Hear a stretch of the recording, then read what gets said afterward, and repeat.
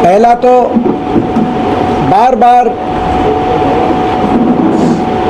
अमित शाह जी द्वारा हुड्डा साहब का नाम लेना, 9 बार लगभग उन्होंने उनका जिक्र किया।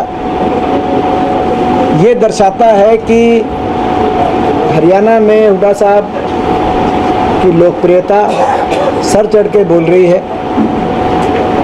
लोग कांग्रेस की हुड्डा सरकार के कार्यकाल को याद कर रहे हैं और एक कांग्रेस और हुड्डा साहब के नेतृत्व में कांग्रेस के पक्ष में एक लहर पूरे हरियाणा में है,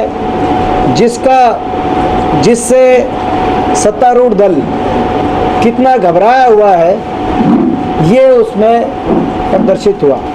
हम सवाल पूछना चाहते हैं कि केंद्रीय गृह मंत्री ये बताएं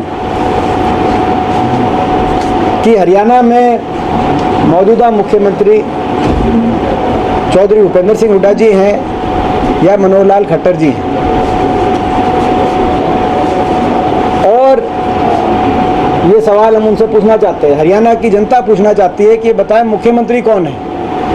क्योंकि जो उनका भाषण अगर आप देखो, वो भाषण इस रूप में से था कि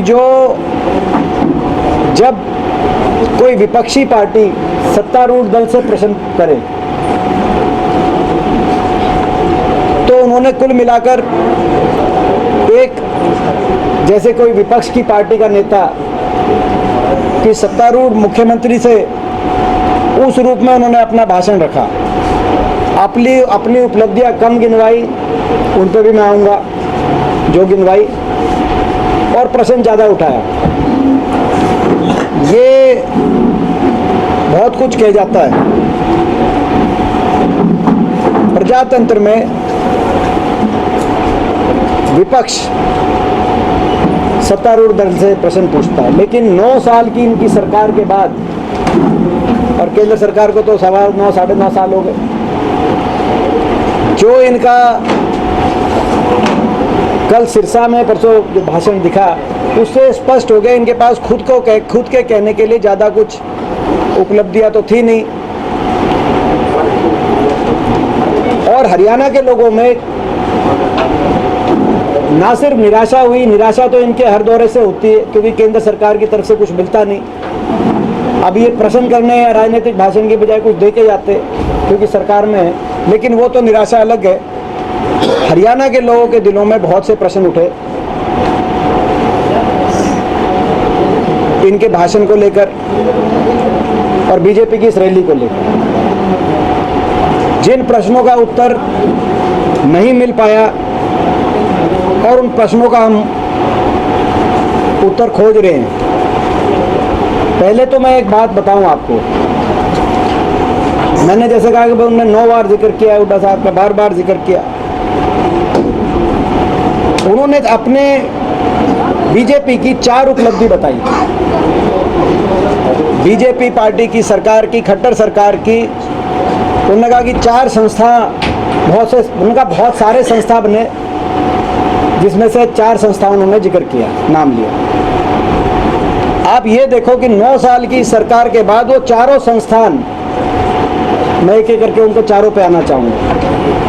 पहला संस्थान उन्होंने कहा कि भाई नेशनल कैंसर इंस्टीट्यूट हमने 750 बेड का बनाया एम्स बाड़सा में। ये कांग्रेस की देन था। हुड्डा सरकार के समय डॉक्टर मनमोहन सिंह जी को इसका फाउंडेशन स्टोन ले करते हुए आप देख सकते हैं, उसी समय इसका निर्माण कार्य शुरू हो गया था। फिर उन्होंने कहा कुरुक्षेत्र में नेशनल इंस्टीट्यूट ऑफ डिजाइन बना। ये फोटो आप देखिए, ये आनंद शर्मा जी इसका फाउंडेशन रख रहे हैं, हुड्डा साहब उनके साथ हैं। डेट भी बता दें। ये 22 मई 2013 को इसकी आप डेट देख सकते हैं। इसकी डेट नहीं भाई मुझे याद है, जो नेशनल कैंसर इंस्टीट्यूट की डेट 5 जनवरी 2014 को इसका फाउंडेशन स्टोन, क्योंकि मुझे याद है कि जो नए साल में 4 को मेरा जन्मदिन था, नेक्स्ट डे कार्यक्रम डॉक्टर मनमोहन सिंह जी आए थे 2014 जो अपना। उसके बाद उन्होंने कहा कि IIIT 25 दिसंबर 2013 को IIT पल्लम राजू जी जब IIT Indian Institute of Information Technology किलरोद उन्होंने जिक्र किया, किलरोद सोनीपत में। तीसरा उन्होंने ये बताया, ये जैसे मैंने कहा कि दिसंबर 2013 में पल्लम राजू जी जब HRD मंत्री थे भारत सरकार के, तब ये फाउंडेशन रखा गया हुड्डा सरकार के समय। और चौथा उन्होंने बताया आयुष, श्री कृष्ण आयुष यूनिवर्सिटी। ये आयुष यूनिवर्सिटी कुरुक्षेत्र में जो उन्होंने चार ये संस्था बनाए बीजेपी ने, और बहुत सारे संस्था बनाए। जो आयुष यूनिवर्सिटी के बारे में मैं बताना चाहता हूँ, ये एक आयुर्वेदिक कॉलेज कांग्रेस के समय जो बना था, ये भी हमारी सरकार में बना था कांग्रेस के समय। उसको यूनिवर्सिटी का दर्जा दिया गया कि भाई अब ये केवल आयुर्वेदिक नहीं, इसमें यूनानी, होम्योपैथी, बाकी कॉलेज भी बनाएंगे, मगर कोई कॉलेज नहीं बनाया गया, वही चल रहा है केवल आयुर्वेदिक कॉलेज, नाम बदला। तो कहा कि भाई खट्टर सरकार में 4 संस्था बने।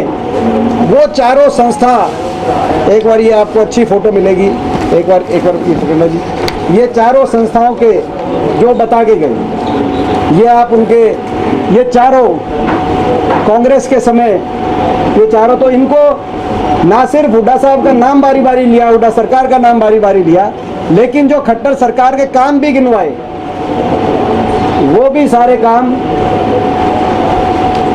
वो गिनवाए जो हुड्डा सरकार में, कांग्रेस की सरकार में, यूपीए सरकार में जिन कामों का फाउंडेशन स्टोन रखा गया, जिनका काम उस समय शुरू करवा दिया गया। हो सकता है कि इनमें से कुछ काम उनके समय जनता के मन में, मगर बहुत से, जैसे मैंने कहा कि प्रश्न आए, उन्होंने कोई जवाब नहीं दिया किसी बात का। उनको जवाब देना चाहिए। हरियाणा की जनता पूछ रही है कि गृह मंत्री ये जवाब दें कि जो हरियाणा प्रति व्यक्ति आय और विकास दर में नंबर 1 था, आज वो हरियाणा बेरोजगारी में नंबर 1 क्यों है? इसका जवाब नहीं मिला जनता। आज वही हरियाणा, उनकी खुद की मंत्रालय के NSO की रिपोर्ट आई 3 दिन पहले, जिस NSO ने जो रिपोर्ट जारी करी, और NSO की रिपोर्ट में आया कि देश में सबसे ज़्यादा महंगाई हरियाणा में। NSO, ये गृह मंत्रालय की रिपोर्ट है, उनकी खुद की मंत्रालय की, 3 दिन पहले। पूछ रही है कि बेरोजगारी में नंबर 1 क्यों है? महंगाई में आप द्वारा जारी रिपोर्ट में नंबर 1 हरियाणा कैसे आ गया? सबसे ज़्यादा वैट हरियाणा में लगा दिया गया है, क्योंकि हरियाणा में कर्जा इतना बढ़ गया, अर्थव्यवस्था फेल हो गई। और इन्हीं के मंत्रालय द्वारा जारी NCRB की जो रिपोर्ट, नेशनल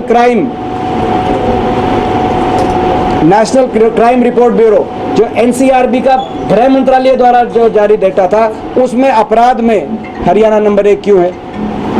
यहाँ तक कि उस रिपोर्ट में इस वर्ष जो क्राइम अगेंस्ट SC है, वो जो 2014 में था, उससे 2.5 गुना हरियाणा में बढ़ गया 2022 में, जो कि पूरे देश के अंदर अलार्मिंग स्टेट हरियाणा का, उस रिपोर्ट के अंदर अलार्मिंग स्टेट के रूप में हरियाणा को दिखाने का कहा गया। और उसी रिपोर्ट में नेशनल क्राइम, जो अपराध की रिपोर्ट है, एक तो क्राइम अगेंस्ट SC में हरियाणा देश में नंबर 1, एक क्राइम अगेंस्ट विमेन में हरियाणा देश में नंबर 1, और एक उन्हीं गृह मंत्रालय द्वारा जारी रिपोर्ट में सामाजिक प्रगति इंडेक्स SPI, इसमें हरियाणा देश का सबसे असुरक्षित राज्य, जिसमें लगातार सरकार को कहीं लाठीचार्ज करना पड़ रहा हो, कहीं जो है पुलिस बल का प्रयोग करना पड़ रहा हो, देश का सबसे असुरक्षित राज्य। ये केंद्रीय गृह मंत्री द्वारा जारी रिपोर्ट में, उनके मंत्रालय द्वारा जारी रिपोर्ट में। तो हरियाणा देश में बेरोजगारी में नंबर क्यों बना? आपने बताया नहीं। 9 साल में हरियाणा देश में महंगाई में नंबर 1 क्यों है? आपके मंत्रालय ने रिपोर्ट जारी करी, आपने बताया नहीं। हरियाणा देश में अपराध में नंबर 1 कैसे बन गया? आपने बताया नहीं। हरियाणा देश में नशे से रिलेटेड डेथ्स में पीछे एक रिपोर्ट आई थी, उसमें हेल्थ मिनिस्ट्री द्वारा जारी रिपोर्ट थी, भारत सरकार द्वारा। तो भारत सरकार की रिपोर्ट के अनुसार जो है ओवरडोज रिलेटेड, जो नशे की संबंधित जो डेथ्स थी, उसमें हरियाणा पंजाब को टेक करके नंबर 1 पे पहुंचा। उस बारे में आपने कोई बताया नहीं।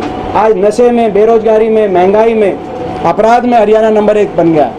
विकास में जो नंबर 1 हरियाणा होता था, लोग सोचते थे इनका आप जवाब देके जाओ। ना तो ये बताया आपने काम तो गिनवाए, मगर जैसे मैंने कहा कि वो काम गिनवाए जो हमारी सरकार के समय जो काम हरियाणा में करवाए गए, मगर आपने वो काम नहीं गिनवाए और उनका हिसाब हम मांगना चाहते हैं जो हमारी सरकार के समय मंजूर किए थे भारत सरकार ने, मगर वो सारे प्रोजेक्ट हरियाणा से बाहर चले गए। जैसे कि रेल कोच फैक्ट्री आनी थी गोहाना और जींद के बीच में, जो कि अभी चली गई बनारस में। National defence university doctor Manmohan Singh ji ने फाउंडेशन रखना था, रक्षा विश्वविद्यालय जो बनना था गुड़गांव में, वो नेशनल डिफेंस यूनिवर्सिटी गुजरात में चलेगी स्थानांतरण में। एक ही नेशनल डिफेंस यूनिवर्सिटी बननी थी गुड़गांव में, डॉक्टर मनमोहन सिंह जी ने और ए के एंटनी जी ने और हुड्डा साहब ने उसका फाउंडेशन रखा था, वो वहाँ चला गया। एम्स, ये जो एम्स बाड़सा के अंदर एम्स की बिल्डिंग के, एम्स के साथ साथ हरियाणा का एम्स अभी तक बना नहीं, और 10 और इंस्टीट्यूशन आने थे। जो आपने एक तो कहा कि 750 बेड का नेशनल कैंसर इंस्टीट्यूट बनाया, जो मैंने दिखा दिया आपको, वो नेशनल कैंसर इंस्टीट्यूट हमारी सरकार द्वारा मंजूर इंस्टीट्यूट था। डॉक्टर मनमोहन सिंह जी ने, गुलाम नबी आज़ाद ने उसका फाउंडेशन रखा था। उसके अलावा 10 और इंस्टीट्यूशन आने थे इंक्लूडिंग एम्स। वो 10 इंस्टीट्यूशन कहाँ चले गए पता नहीं चल रहा। और इंटरनेशनल एयरपोर्ट बनना था, 4 उन्होंने गिनवा दिए, 4 हम गिनवा रहे हैं जो मंजूर हो चुके थे। इंटरनेशनल एयरपोर्ट भिवानी, हासी और महम की सीमा पर इंटरनेशनल एयरपोर्ट आना था, वो जेवर में चला गया। तो भारत सरकार के ना कोई परियोजना आई 9 साल तक, वो बताया नहीं आपने। आने की बात दूर है, जो आई हुई थी वो चली गई, और आपको 9 साल के बाद जो गिनवानी पड़ रही है वो भी आप हमारी वाली परियोजनाएं गिनवा रहे हो। हमें बड़ा ये, वो जिस लाइन पे वो चल रहे थे कि भाई ये हमने कराया या ये हमने कराया, ऐसा चलो शुक्र मानते हैं, उन्होंने ये नहीं कहा कि हरियाणा भी हमने बनवाया 66 में, आगे बस इसी की कमी बची थी। तो ये, क्योंकि ये जो मैंने बताया, जो चौथा जो आयुर्वेदिक कॉलेज है, 3 तो हुड्डा सरकार में बने, national cancer institute, triple IIT और national institute of design Kurukshetra. चौथा जो उन्होंने गिनवाया आयुष विश्वविद्यालय, वो आयुर्वेदिक कॉलेज आपको जान के हैरानी होगी, वो आयुर्वेदिक कॉलेज 1972 में गुलजारी लाल नंदा जी द्वारा हरियाणा के उस समय तत्कालीन मुख्यमंत्री चौधरी बंसीलाल जी के सरकार में उस समय फाउंडेशन रखा था। आज तक हरियाणा में कभी उस समय की सरकार के करे हुए उस आयुर्वेदिक कुरुक्षेत्र के कॉलेज को किसी और सरकार ने अपना नहीं बताया। इन्होंने वहाँ से पकड़ के भी अपना बता दिया 1972, उसकी भी जो है। तो ये बड़े दुख की बात है। और जो इन्होंने कुछ कार्य करे नहीं, बहुत से ऐसे कार्य हैं। अभी किसी ने मेरे को भेजा, जो यहाँ पर जो मकान सिरसा राजीव गांधी आवास योजना में सिरसा और रोहतक में, 2 शहरों के अंदर, सिरसा में लगभग 3200 और इतने ही रोहतक में गरीब आदमी के मकान की शुरुआत करी थी। गिरजा व्यास जी आई थी फाउंडेशन स्टोन रखने, और वो भी आधा किस्त आधी रहेगी, वो गरीब आदमी के मकान आधे पड़े हैं। आपने किया कुछ नहीं, काम रुकवा दिए। और जब नाम हुड्डा साहब का 9 और ले रहे हैं, लोग ये सवाल पूछ रहे हैं कि 9 साल में हरियाणा का भट्टा क्यों बैठा। हरियाणा हर नकारात्मक पैमाने पे नंबर 1 पे क्यों पहुंचा, इन सवालों का जवाब उन्होंने दिया नहीं। हमारे काम गिनवाकर और हम ही पे निशाना साध कर ये चले गए। इन सवालों का ये जवाब दे सरकार, ऐसी हम मांग करना चाहते हैं।